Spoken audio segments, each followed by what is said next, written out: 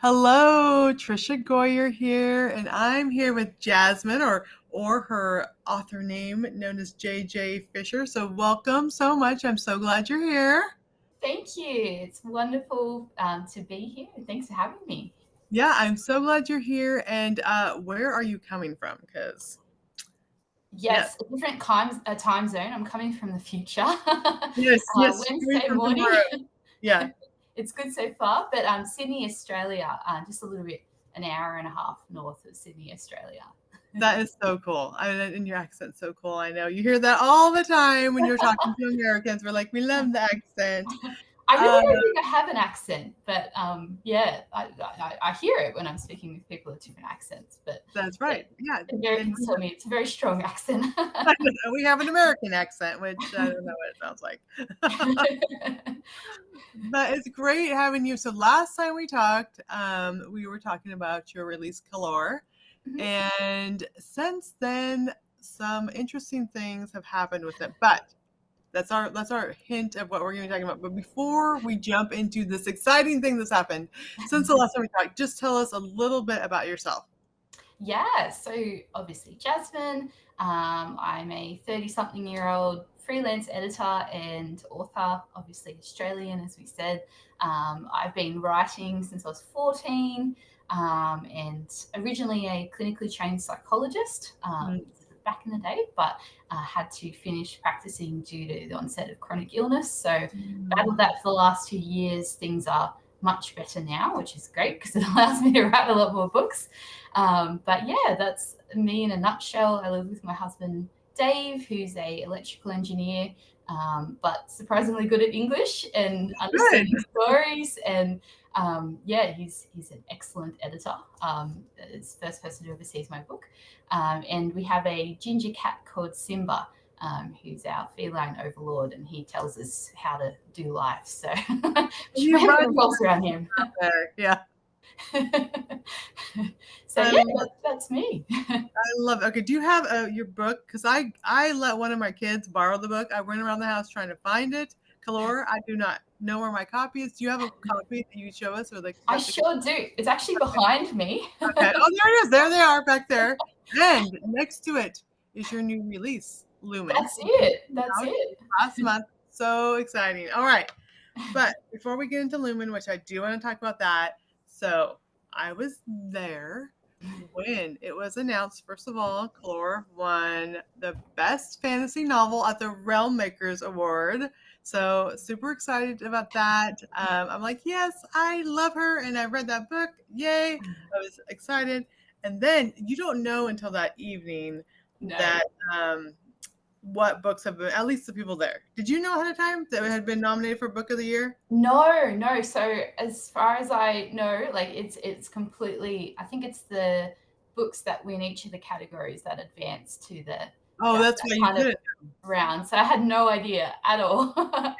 So we don't even know. Yeah, okay. So it's the winner of each category. Sit around and they pick the book of the year.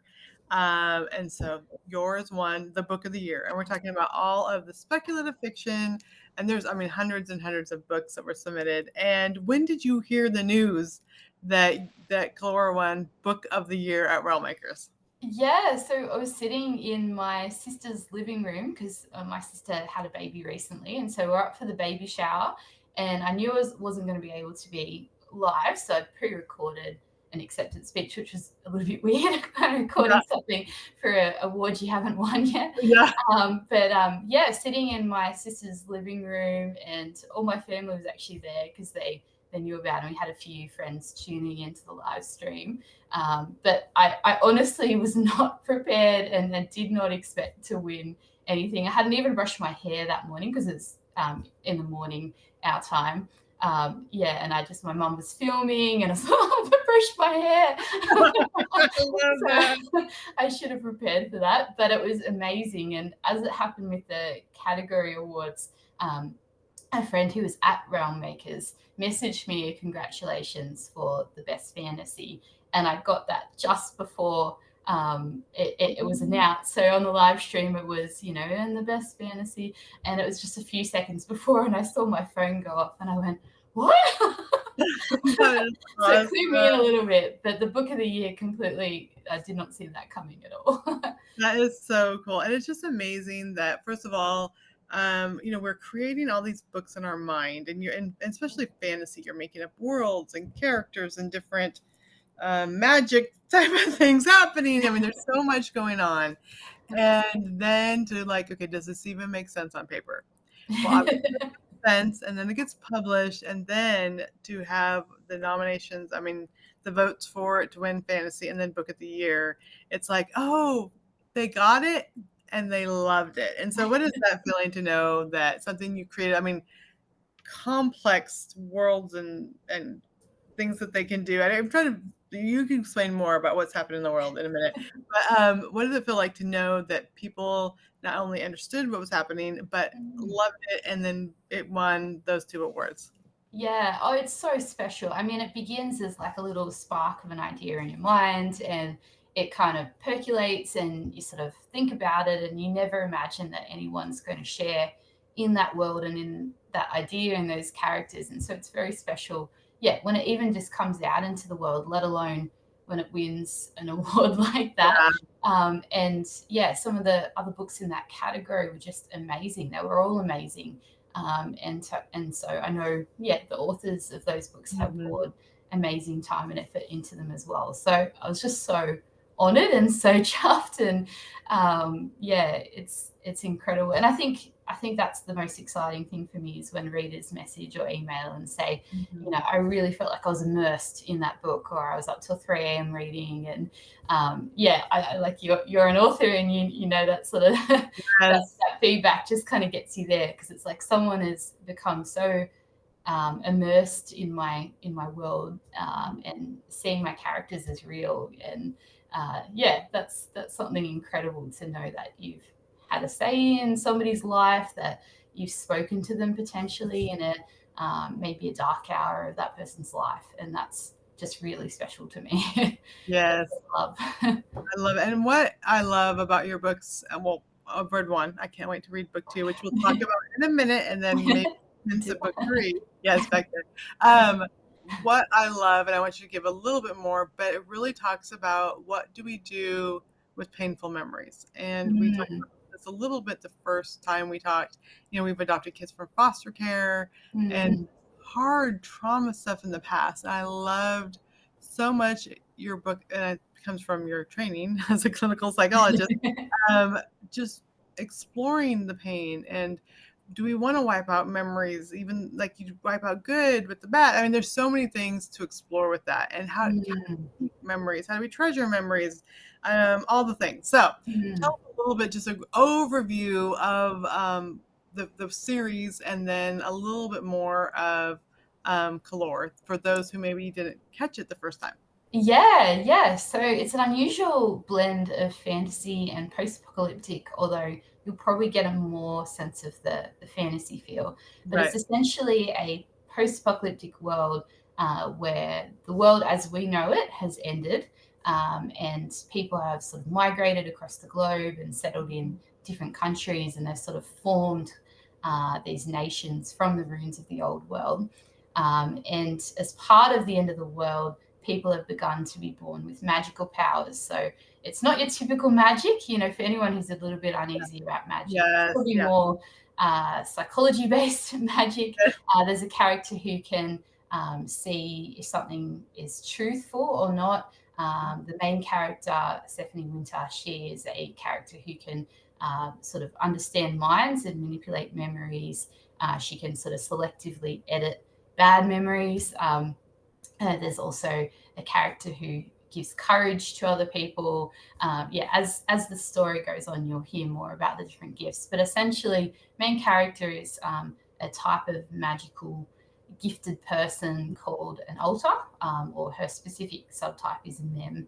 And she's able to sort of selectively erase these memories, and she's able to extract good memories in the form of memory potions that can be sort of drunk and physically experienced. And she is a slave. She's, desperately kind of wanting to know more about her past and who she is and her parents, who she thinks has died. Uh, But you'll see where that goes as the story goes along. she thinks she thinks that died. That just You gave think? away a lot. Spoiler alert. She meets a young nobleman, or Thane as it's called in the world, who he's watched his wife and young daughter die horrible, brutal deaths. And so he's looking to erase those memories in order to become the man that he used to be. So her gift isn't permanent. She can only temporarily sort of arrange memories. And so they chase after this artifact called the reliquary that's able to make those changes permanent. So we'll be able to permanently delete the memories of this traumatic kind of incident that's haunting him. And they team up with a bunch of people along the way. There's a magically touched wolf called Lady Jewel. There's lots of kind of fun. There's some twin brother bodyguards, and there's something called a lumen, which is a little bit of a, for the second book, a guy who, I didn't like him at first at all, but he grew on me. And it's so funny. You're like making up. So you're like, I don't like this guy. He just keeps showing up. I just try not to put him in there, but okay. I guess you could be in my book. Yeah, he just strolled in and he was like, okay, I want these lines, just write me this way. And I was like, I don't like you. And he's a womanizer, and I was like, I hate womanizing characters. But he told me a bit about his backstory, and I sort of came to understand him and know a bit about him. So that's it in a nutshell. So it's kind of got the epic quest, but it's not as you think it. There's a lot of subversions of fantasy tropes, and there's a bit of romance in there, obviously. And I won't tell you more because of spoilers, but that's it. You have to read them, and they're good books if they're winning awards, like Book of the Year, which is awesome. So it is so fun, like, to hear you, like, oh, he just told me what lines to say, and he just, unless you're an author, people like, how does this work? But honestly, like, all of a sudden a voice is there or something's going on. And even with my new book, Trust the Stars, the main character at first, she's a little off-putting, and my editor's like, I don't know if I like her. I'm like, just keep reading. And sure enough, reviews are like, I didn't really like, and then she's the main character. And people, I didn't really like Olivia that much at first, but I love the book. So it is so interesting how often we will, whether it's characters or people in real life, there's certain things about them that we're like, I don't know about that, or, oh, that person's really tough. But when we hear more of their story, and that's what you talked about, when we hear more of their story, when we know what people have gone through, then it helps us understand why they do the things they do, and why their motivations. And I think that's part of fiction. And I think as authors, I think, especially as a psychologist, then we can kind of see that in the world around us. Like, I have two daughters who work in fast food. One's at Taco Bell and one's at a local coffee shop. And so they have great people that come in, and they have difficult people. They have great bosses and people they work with, coworkers, and they have hard people. And I'm always saying, you don't know what's going on in their lives. Absolutely. Like, you need to pray for them. Like, I don't want to pray for that person. Now they're starting to understand, like, just start praying for them, because we never know what's going on in people's lives. So it's so fun in fiction to explore those things. And again, you take it to another level as a psychologist. You can see so much. It's almost like you're explaining things about psychology, but through the interactions and actions of how much effort, like, did they show up like you talk about and just say, this is what I'm going to say? Or did you think through, like, I really wanted to explain how memories, though painful, can also lead to our growth, or whatever it is? I mean, did you think through those things and plan it, or was it just the characters as they show up are doing things, and then you're figuring out, okay, this is their backstory. Okay, this is why they're doing what they're doing. Yeah. It's a bit of both, to be honest. Like, I started with that origin idea, kind of like a little bit Matrix influenced as well. But the whole idea that memories, can be extracted and re-experienced, and the whole idea of looking for the authentic, looking for the real. looking for it, like in a world, and we see this in today's world where increasingly, I think, quite content with the imitation rather than the real thing. And obviously, that's part of faith for me, looking for the authentic person of Jesus Christ. But it really stemmed a lot out of my psychology practice and sort of some of the trauma I experienced too in my work. And that whole idea that, what if I could actually extract some of these memories, not just for me, but for my clients? Could I save them from, the awful things that they'd suffered in the past? Would that change the person that they are? Who are we with trauma in the equation? And we would say as Christians, sort of, suffering, what does suffering do to us, and what does suffering give us potentially, as awful as it is? What does it give us that makes us potentially a different person than we would have been otherwise, had things been rosy and wonderful? So it is a little bit of, like, I was thinking about those ideas and chewing over them, and they did emerge in characters. But they're really surprising as well when you sort of have the story going one way, because I plan a fair bit, but then you'll still have surprises where a character goes, no, I'm going to do this, or something just doesn't feel authentic, and so you go, actually, I'm going to write them this way, because that's probably truer to their character arc. And that's probably where the story needs to go rather than I wanted it to go. So it's a bit of an odd thing. It's kind of like you're steering the ship, but there's little minions that come out and steer the ship while you're not looking inside. So true. It's so true. And it really is like, the word inspiration is like breath of God, like like breath. And I think so much of that as authors, like, we have our background and we have our knowledge, but it's the breath of God that's like all of a sudden we're like, oh, this is what we're supposed to say. And God uses fiction to bring healing and to bring hope, and as we're carried along with these characters, we're also discovering stuff about ourselves too, which I think is a great sign of books. And so that's one thing I love about your books. I feel like, okay, I could see where she's going, and okay, I needed this message, or this is really good to think about. So I'm currently, I do a podcast called the Daily Bible Podcast, and we are talking through Job right now. We just done it at church. I love Job. At first, I hate Job. And even last year, I'm like, oh, this is so just whining and blah, blah, blah. This year, I'm doing the same thing again, reading through Job and talking about it. I'm like, oh, I'm seeing so much more about how God trusted Job. And wanted to know, like, God trusted Job enough to have him face all those things, which is sometimes hard as Christians to say, like, why do I have a chronic illness? Why do I have, kids with trauma we're trying to help and we're getting trauma? Like, why are these things going on? But just trusting that God trusts us enough that we're going to grow closer to him. We're going to discover new things. We're going to be able to do things and help people in ways we may never have been before. I'm really getting a takeaway of that as I'm reading through Job. And then the fact that at first I'm like, oh, these friends, they're just so rude. They're just so rude. Some of the things they say to Job. And then realizing, like, they are using man's wisdom to try to explain the hard things of life. And they can't see what God sees. They can't see eternity, and they can't see hope. And they might hint at the mediator or the redeemer to come, but they can't see it. And so this time it's just becoming so much clearer to me to understand just man's wisdom never can never understand God's ways. And then also knowing that God trusts us. And even though hard things happen, it's for a deeper purpose. And so I do see these types of things in your books too. And I love that.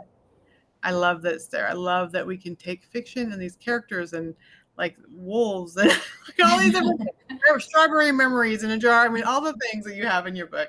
And that deeper underlying message that can connect with people. And it is from the inspiration and the breath of God breathing it.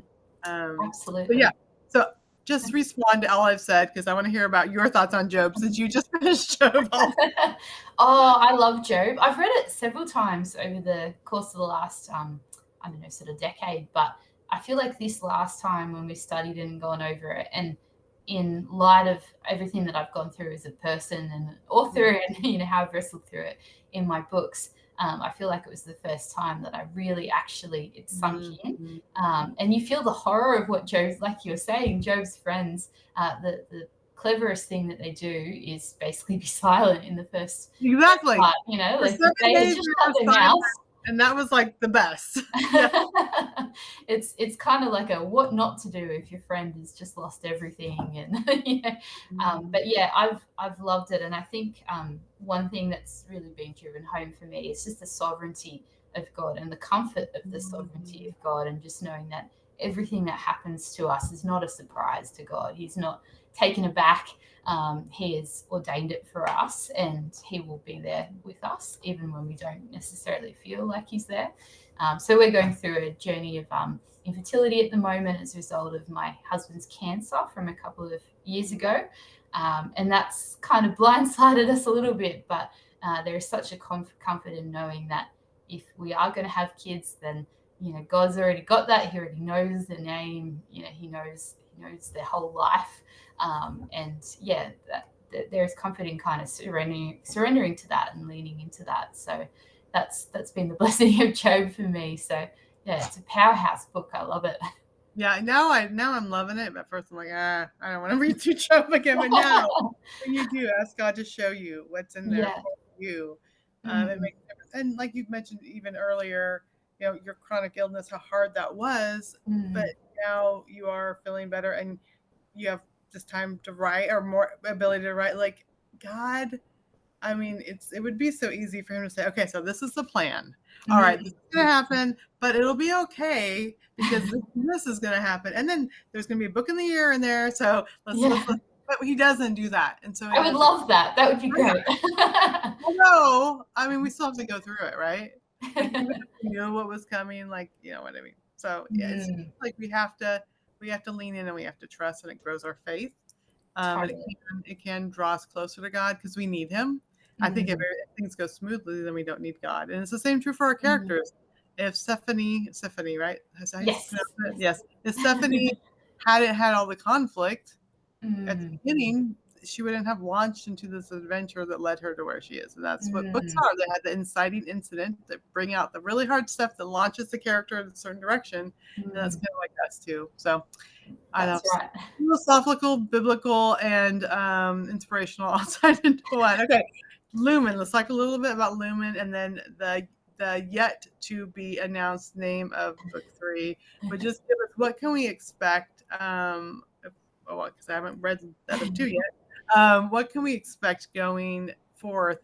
Once we get in there and read Kellor, what's to come? Yeah, so you can expect a lot more action and adventure. Lumen is my favorite book of the Okay. three. Don't tell the other two. Oh But no! yeah, it's not your typical middle book. Generally, middle books are kind of the saggy, story slows down a little bit, lots of talky. There is a bit of talky, but lots of action and Oh, adventure. good. The themes really deepen. Some of the spiritual themes that were set up in Kalor really deepen and then come to fruition in Lumen. So it is I would say, a Christian fiction book. It's not necessarily general market, although I've written it so that people who aren't Christians or like who are interested Yeah. in Christianity will enjoy it. But yeah, so a lot more stuff happens. More about the world, more about the magic system. Yeah, a little bit of sort of romantic tension and angst. So I do apologize about that. I've had a few messages and emails, and I had one. It was excellent. It was just like, you know what you did. That is so funny. I love that. And you know what she's talking about too, right? Yeah. But Oh, it works out okay in the end. I don't believe in unhappy endings. I believe in restoring things and people ending up with the people that they're meant to be with. And yeah, I don't believe in killing off main characters or anything like that. So yeah, I've had a few like terror-stricken messages going, so just tell me which one is gonna die. no, yeah.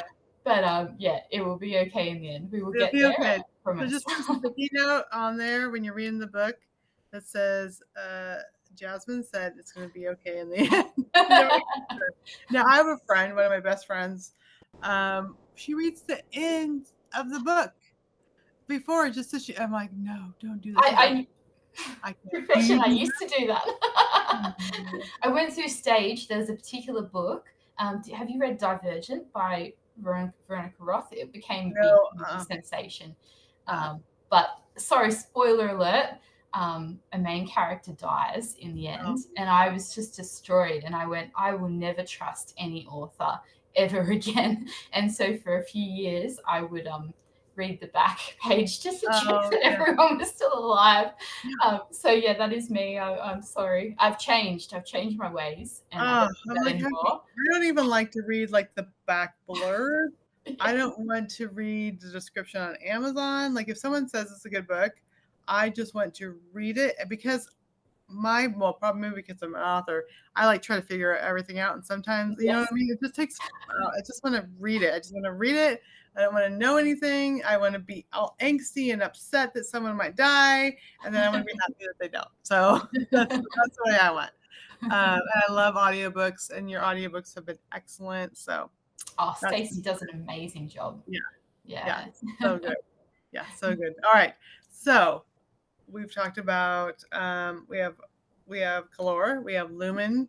We can't announce the third name yet. It'll be out in December. So this year it'll be at the end of the year. But you write lots of other stuff too. So as we're wrapping up, tell us about some of those other things, and then tell us where people can find you. Yeah, so I have written a lot. Like I'm currently working on my 12th book. We're just seeing book number 6 being published. Next cab off the rank in March. But yeah, I've written a pirate fantasy duology. So think Pirates of the Caribbean meets Law of France meets C.S. Lewis. So if readers want a little bit more of a dose of romance with some strong Christian themes, but it's not your typical Christian fiction book, but really deep world, and really I loved the setting. I actually modeled it off Hawaii, which I really want to go to one day. But that's my pirate fantasy. I've got a Ben Hur, I should say, transformation, which is kind of World War II meets medieval. That's a duology as well, so that's out already. But if readers want to dive into that, I've also got a 5-book series that is coming up. I'm working on book 3 of that at the moment. I've got a standalone that I've finished and written. I've got another standalone as well. So there's a lot happening. So it would be a busy few years. But that's all happening at the moment. And then if readers want to find out more about me, about my books, head to my website, which is jjfischer.com, spelt the funny German way because I've got a German background with the C in it. But follow me on Instagram, on Facebook. I'm not really on Twitter. I'm very mildly on Twitter. But if you want to keep abreast of any updates, and my newsletter subscription too is on my website. So I love it so much. And what I love, so we have, this is like a dystopian fantasy, and then you have a pirate fantasy, and then a medieval. Like I love all those eras. I was just in Florida. I've been to Florida 3 or 4 times this year, and so I'm like, I started a pirate book too, and I'm like, people are gonna be going steampunk and pirate and Amish and World War II, but that's what I love. It's like our brains don't just like stay in this little lane. And so super fun. I'm excited to read all the stuff that you have. So congratulations again, and go check her out, which she talked about on her website. Give your website address one more time. www.jjfischer.com, and it's FISCHER. Yeah. All right. Well, thank you, Jasmine, for being here. It's always fun to connect with you. Thank you. Thanks for having me.